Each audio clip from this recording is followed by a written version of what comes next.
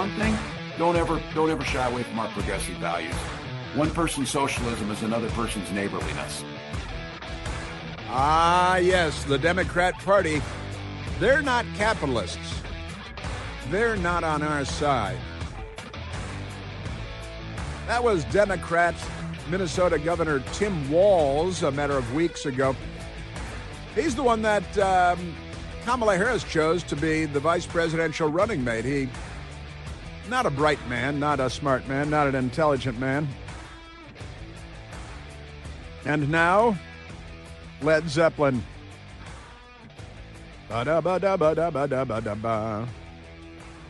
Now, I was just sharing with you, I was starting to share with you the Communist Party in America.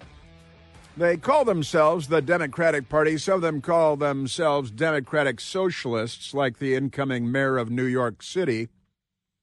And you got Bernie the Bolshevik, who honeymooned in the USSR with his awful wife. But there was a vote held in the House of Representatives this morning in Washington, D.C. House votes on a resolution to condemn socialism, denouncing socialism. House members will consider, it's been done now, a resolution that opposes the implementation of socialist policies in the U.S. And you'll never guess what happened. Boy, they had a vote and the resolution passed, but the Democrats voted against it. What? You don't want to condemn socialism? No, they love socialism. You know, like the Castros in Cuba, where they murder people that disagree with them and jail people that disagree with them, and the voluntary departure from the island nation of Cuba is called an escape if the state doesn't approve it, because, you know, they got their health care, too. Got the, Michael Moore loves the Cuban health care system. You know, the Democrat multimillionaire from Flint, Michigan.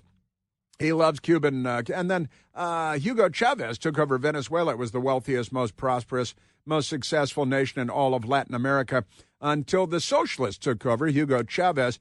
And, you know, remember when Barack Obama was president, he went to Cuba, posed in front of a wall-sized mural of Che Guevara. He loved the Castro brothers, Fidel and Raul Castro. And he loved Che Guevara, who was a racist and would have lined Barack Obama up against a wall and had somebody else shoot him because he was too lazy to do it himself. But he was a terrible racist who hated black people, Che Guevara. They wear T-shirts with him wearing his red beret with his stupid beard like a teenager. But never mind that. Isn't that amazing?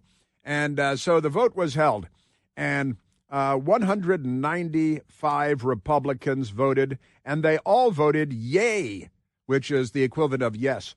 They have yay and nay. And the vote was 195 Republicans voting yay, 0 Republicans voting nay. For the Democrats, however, on the resolution condemning socialism, there were 85 Democrats that voted yay to condemn socialism, but a majority of them, 96 Democrats, voted nay because they couldn't possibly condemn socialism. Who would condemn socialism? They're the rising tide of socialism. The Democrat Party is. It's the red tide. See, red tide. They do have this red tide down in Florida. It's what do they call that? Bacteria in the water and stuff. Majority of Democrats voted against condemning socialism. Commie pig dogs. See, we already posted this on the Twitter and stuff. Our great friend Kevin Tober posted it there. Majority of Democrats voted against condemning socialism. Commie pig dogs. They're not on the side of America or of Western civilization. The Democrats are just not on Team America. We did post that, and with a screenshot of the final vote on our Twitter. I call it X. I call it X. But isn't that amazing? The Democrat Party. Majority of them voted pro. And what is the difference between socialism and communism? 5 years. 5 years. And what did Vladimir Lenin, the Bolshevik revolutionary, say about socialism? The goal of socialism is communism. And communism is slavery. The bullwhips, the prison. Again, if you are a Cuban and you leave Cuba, it's called an escape because they're commies. All commies call themselves socialists, you know. The Union of the Soviet Socialist Republics, the USSR, they call themselves socialists. Adolf Hitler's party was the National Socialist German Workers' Party. They called themselves socialists. The Nazis did. My father had to take some time out of his youth to go over there and drop bombs on them from his Hellcat, an airplane that flies off of an aircraft carrier and kills Nazis. And they were the Socialist Workers' Party of Germany. The Soviet Union, the Socialist Party of Russia, and then all the countries that they subjugated under the tracks of their tanks and their hobnailed boots, but pay no attention to that.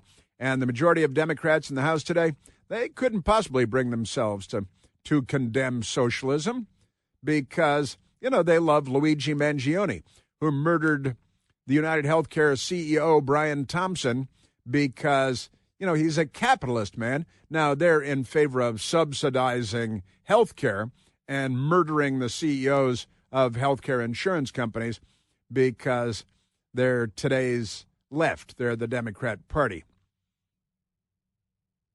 They shot Donald Trump through the ear. They shot and killed Charlie Kirk. They shot Congressman Steve Scalise through the midsection and darn near killed him in what was planned to be a mass political assassination, a mass political execution, the Democrats. And the commies are sending Zoran Mamdani to the White House today. He's not on our side. Man, oh, Manischewitz. All right, Michael, let's take a telephone call. Talk to the great American people, because I don't think we have any Democrats on the line, right? So we'll talk to the great American people. Let's go to Andrew, calling from Rocky Mount, Virginia. Andrew, you're on the Chris Plant Show. Thank you. Good morning. How are you doing? Very well, Andrew. Thank you very kindly. Okay. I told the individual who answered the phone that I used to be a captain in the U.S. Army. I'm an attorney. I was in the Judge Advocate General Corps. Uh-huh. And I remember in the basic course, they very clearly said that if somebody disobeys an order, the burden of proof is upon them to show that it was an illegal order. Uh-huh. It's not upon the officer to go ahead and prove it was legal. The soldier has to prove it was illegal. So when I heard these people talking on the ad about this and about that, I'm thinking to myself, I hope to God you don't get a lot of soldiers in a lot of trouble. Well, yeah, that's right. And so you're an Army attorney, an Army officer, and in the JAG Corps, Judge Advocate General Corps. And so you know all about this. You know it inside out. And also when every soldier is inducted into the Army, like their opening briefing, they learn about illegal orders and their duty to not follow illegal orders. And I hope that they teach them what constitutes an illegal order versus not an illegal order, right? Yes, that's absolutely correct. And every member of the U.S. Army and every member of the other military services are all informed as to this.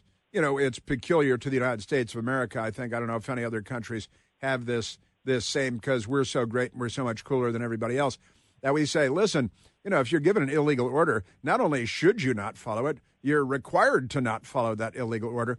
But then, as you're describing here, and we got a Navy captain who's a U.S. senator and these others who are, sorry, our Constitution aren't just coming from abroad, but from right here at home. Our laws are clear. You can refuse illegal orders. You can refuse illegal orders. You must refuse illegal orders. Now, I got to say, Andrew, I hope that they don't incite anyone to commit an illegal act that will get them in all kinds of trouble because they disagree with the president arresting illegal aliens or blowing up Venezuelan drug boats. And so I'm not going to do it because it's illegal. But what is the burden of proof on the soldier, or in the case of the Venezuelan drug boats, the naval pilots or even drone operators? What would they have to bring to the table? They'd have to be able to prove that it was an illegal order, right? That's absolutely correct. You just can't say it's an illegal order, therefore I don't have to obey it. You better tell them why it was an illegal order. And that's what they're inciting here, isn't it? They're inciting insurrection and sedition. Now, you're an Army attorney, a JAG Corps. Is this sedition by these members of Congress? I wouldn't even worry about sedition. I'd worry more about the fact that they're disobeying the Uniform Code of Military Justice. You failed to obey a lawful order.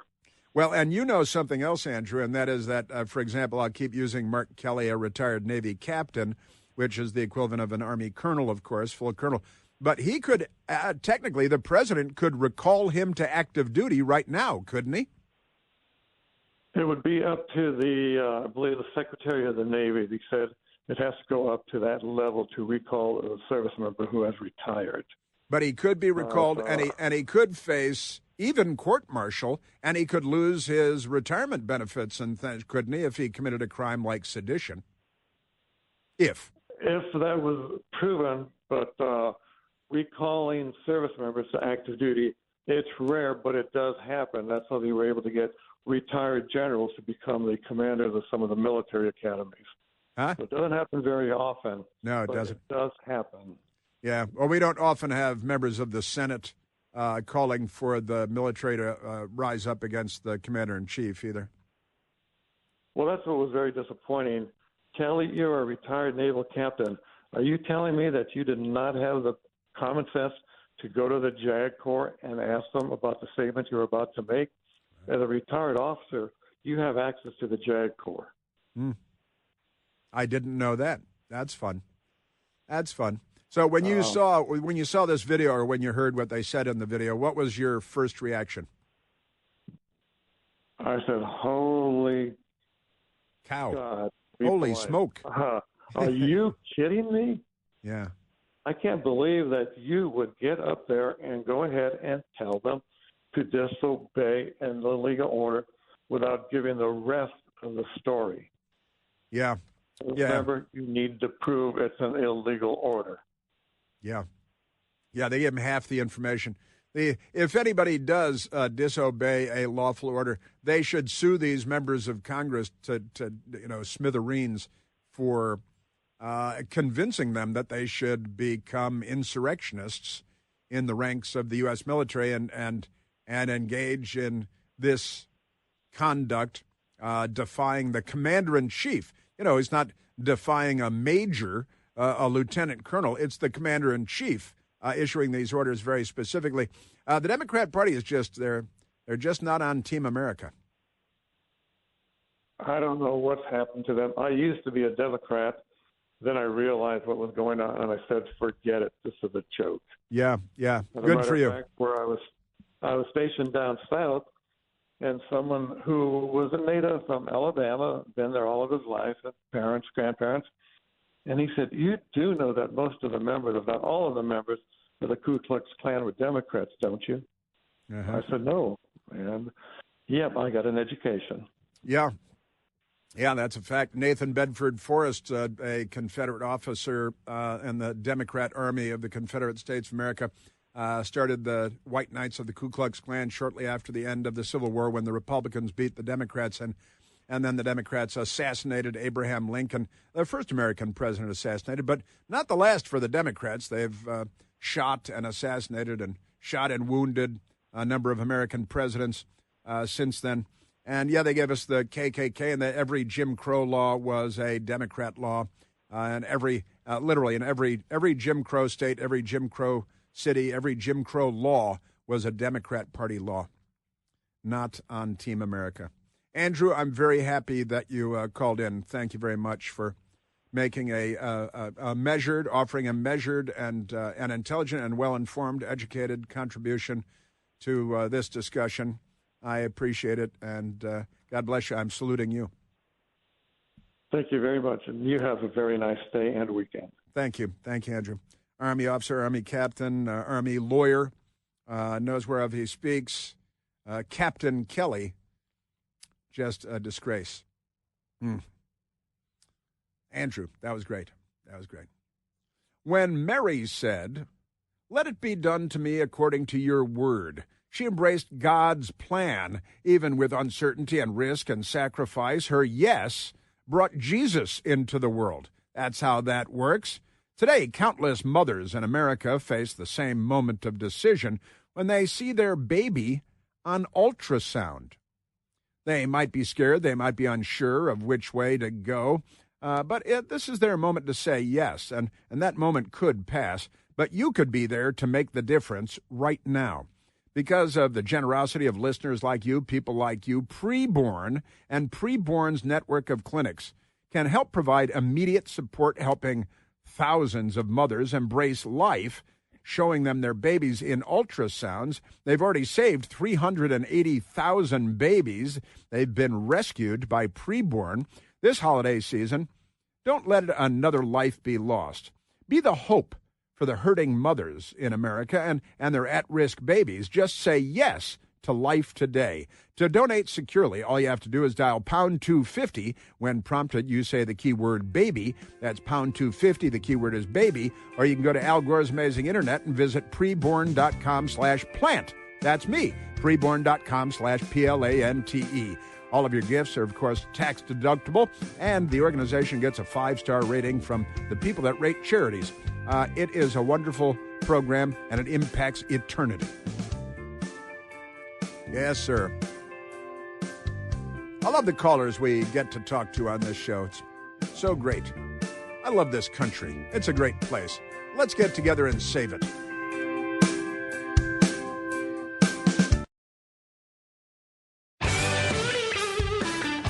Did you know that Rachel Maddow went to Dick Cheney's funeral? Rachel Maddow. Turns out they had been dating. That's kind of weird. I made the last part up. I just made that part up. Liberal left-wing radical MS-13 Now host for $25 million a year for 1 day a week. Rachel Maddow went viral Thursday after she was spotted at the funeral of former Vice President Dick Cheney. Maddow, who once called Cheney the maestro of terror politics, see, she likes him, was seen in the pews of the Washington National Cathedral sitting next to Dr. Anthony Fauci.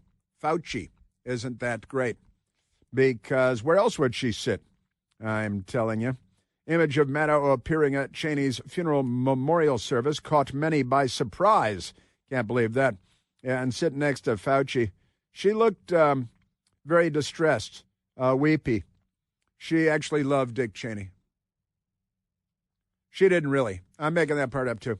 She just went there probably to meet, I'll just say people. Maybe to meet people. You know, maybe Liz Cheney. Thinking, hey, Liz Cheney's looking good.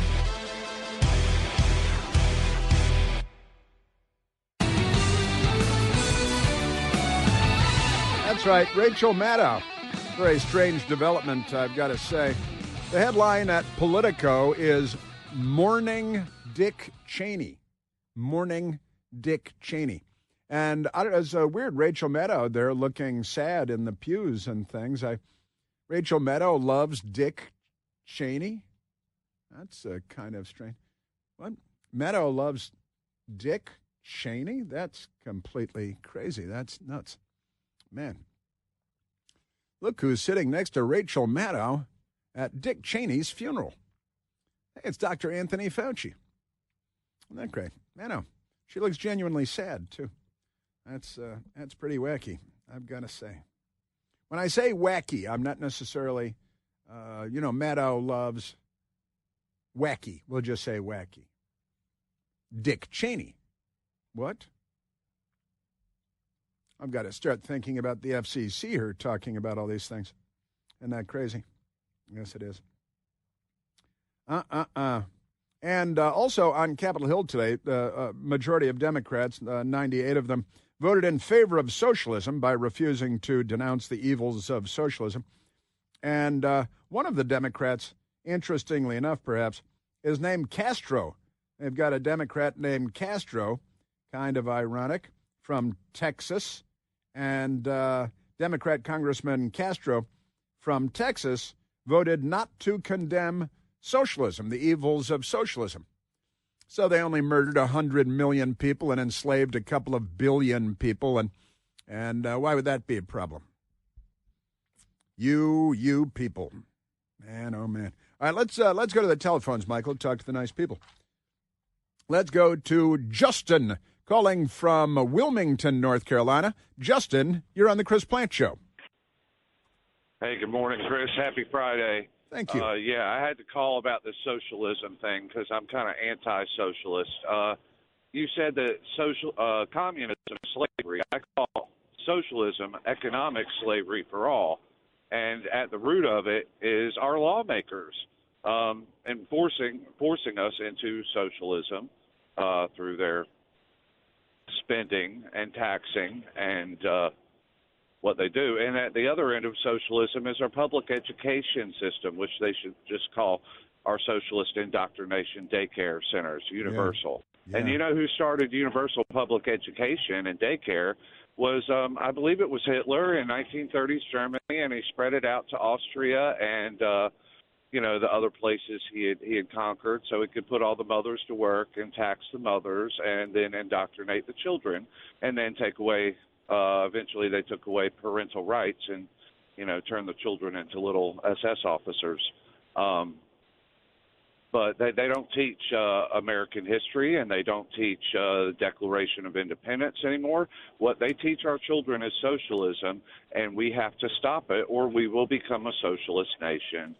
It has to stop. And then the world will be taken over by the slave drivers of the left, of the communists. They were close to taking over the world in the 20th century. We stood between them. We fought them on the Korean Peninsula. That war was created by the communists in Moscow, the Union of the Soviet Socialist Republics, and then the Vietnam War, and they started that whole Ho Chi Minh thing. That was the Communist War. They created wars in Africa and in Latin America and Central America and South America.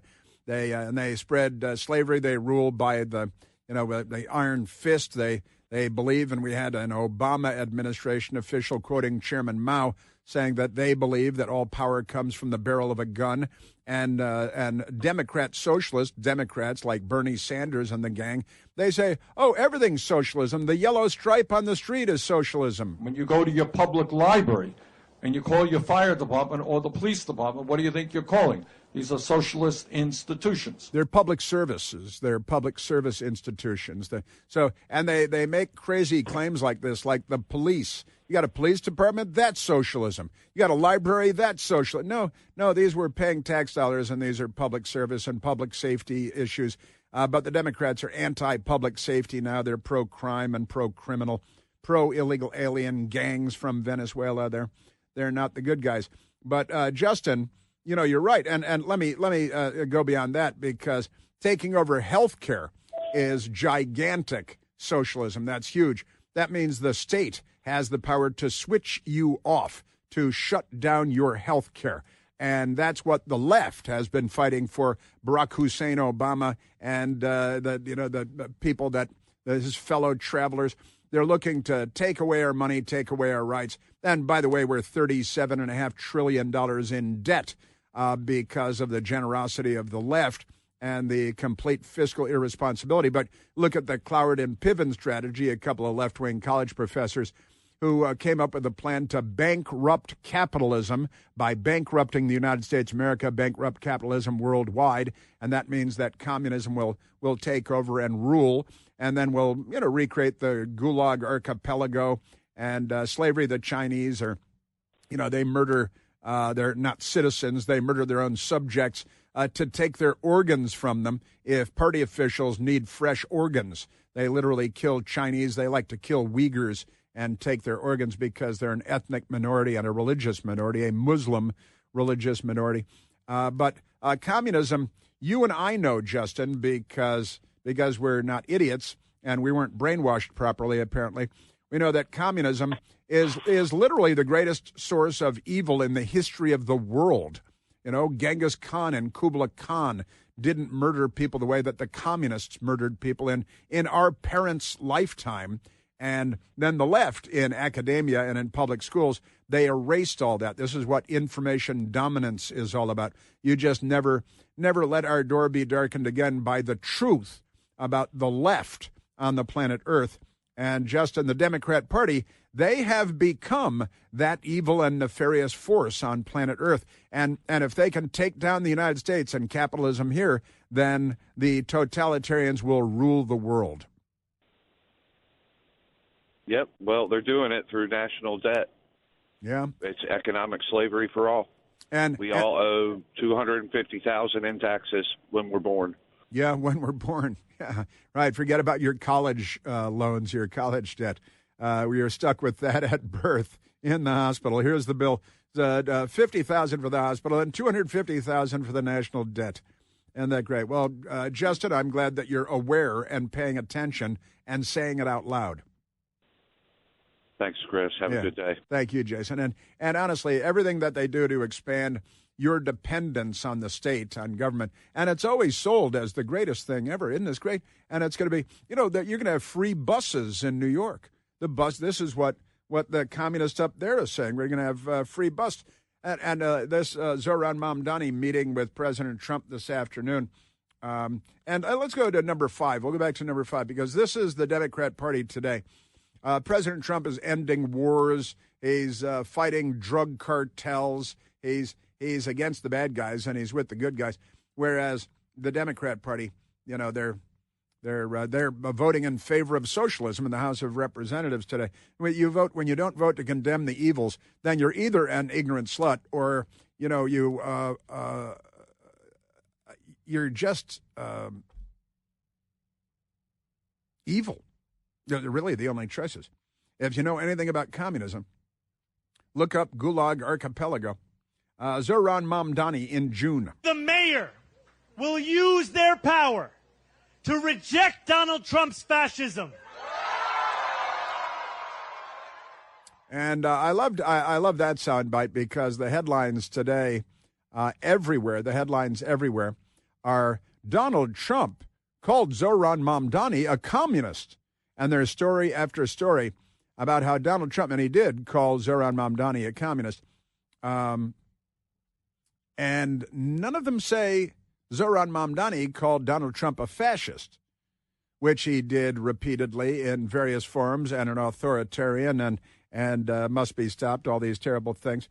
Aren't they amazing? Zohran Mamdani was doing an interview with WPIX, Channel 11 in New York, and talking about this is socialism. This is going to work out beautifully. And this way, he's here to ask President Trump for billions and billions of dollars because New York City already needs a bailout just based on his promises. How are you getting that money, the $700 million to make the buses free, into the MCA if she's not for raising taxes?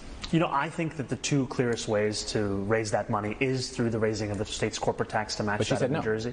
I think that a lot of this is still a case to be made, whether it's the corporate tax or whether it's the personal income tax on those who make more than $1 million a year or more. I think that these are the clearest ways. I've also said that if there are other ways to raise this funding, the most important fact is that we fund it, not the question of how we do it, but that we do it. Oh, that's good. Not how we do it. So once you say we're going to fund it, then the next question, moron, jihadi, Jew-hating lunatic, communist, is how do you do it then? See, and it's like, oh, I'm still stuck back here with, are we going to do it? Well, we already know what your position is on that. And that's why the question is, how are you going to do that, stupid? Honestly. Go back to Uganda. You should be catapulted across the Atlantic Ocean back to Uganda. Isn't that amazing? Yeah, Mamdani interview. Well, the free buses, everybody in New York knows that you say the buses are free. There are going to be dead junkies laying on benches in every city bus in New York, that all of the mentally ill, drug-addled New Yorkers are going to be sprawled out in buses, slashing throats and overdosing.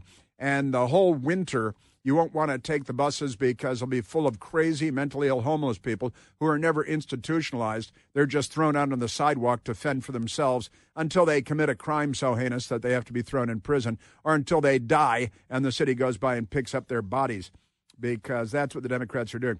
Free buses, everybody knows they'll become rolling homeless shelters for mentally ill, drug-addicted Democrats. Isn't that amazing? Caroline Leavitt, the White House press secretary, just wonderful, asked a series of questions yesterday about Zohran Mamdani. It speaks volumes that tomorrow we have a communist coming to the White House because that's who the Democrat Party elected as the mayor of the largest city in the country. I think it's very telling, but I also think it speaks to the fact that President Trump is willing to meet with anyone and talk to anyone and to try to do what's right on behalf of the American people, whether they live in blue states or red states or blue cities, in a city that's becoming much more left than I think this president ever anticipated in his many years of living in New York himself. Having been born there and grown up there and become a multi-billionaire and an international icon in New York City, I guess he knows a thing or two about it. Got a commie coming to the White House. Yeah, and the headlines everywhere. Trump calls Mamdani a commie. It's okay, explain the difference between socialist and communist again. Well, socialist is just free stuff, and we haven't started the mass graves part yet. Amazing. And here, this is the big talking point. And this the Democrats, because of information dominance and owning the media and academia, they can take a word like affordability or words like George Floyd and turn them into daily household terms. And affordability is the new one. And now Republicans, because they took polls and they say, people are worried about affordability. So now the Republicans will do more when it comes to making things affordable because they have a capitalist approach. The communists just say, we're going to steal everything. We're going to shout everybody down. We're going to call everybody Hitler. And then we're going to steal your stuff. And then we're going to ruin the city bus system and the public schools. And I started to say earlier, too, when I was talking to Justin, I think that, the Democrat Party today is like they behave as an invading army behaves. If, like Red Dawn, Wolverines, when the Soviet Union, if the Soviet Union invaded the United States, they would, the first thing they'd do is take over the radio stations, right? And I'd have to hit them with a ballpoint pen, something like that. But and then they take over television, take over the newspapers because you want to control the information. And the left in the United States has been working that for years and years. Then you take over academia, and because you got to, brainwash the next generation. And the Democrats, the left, took over academia a long time ago, and at college level. And then the unions, the radical communist teachers union leaders who are transgender, mentally ill people, just amazing stuff. And Caroline Leavitt yesterday at the White House briefing asked about this whole affordability thing. We know that Americans are still hurting from the 4-decade high inflation caused by Joe Biden and the Democrats. But President Trump is making significant progress to fix this, and he will not stop working until he solves it. Until he solves it. I've got a great friend, a thinker, who's shooting texts at me. The totalitarians rule the world now. Only now we're paying them to do it. I'd like to cut off their funding. Seton Motley. Wonderful stuff. Yeah, and we're the world is in we're in a tough spot. And it's because the left has become so powerful inside the United States. At least that would be my argument, certainly. The Democrat Party has been taken over by the real left. They're not liberals at all. And the left, they destroy and they steal and eventually they kill everybody. They've been doing it for generations now. That might have been left out of history class because the left is in charge of what is included in the history class. He's a communist and he's a pure communist. I think he admits it.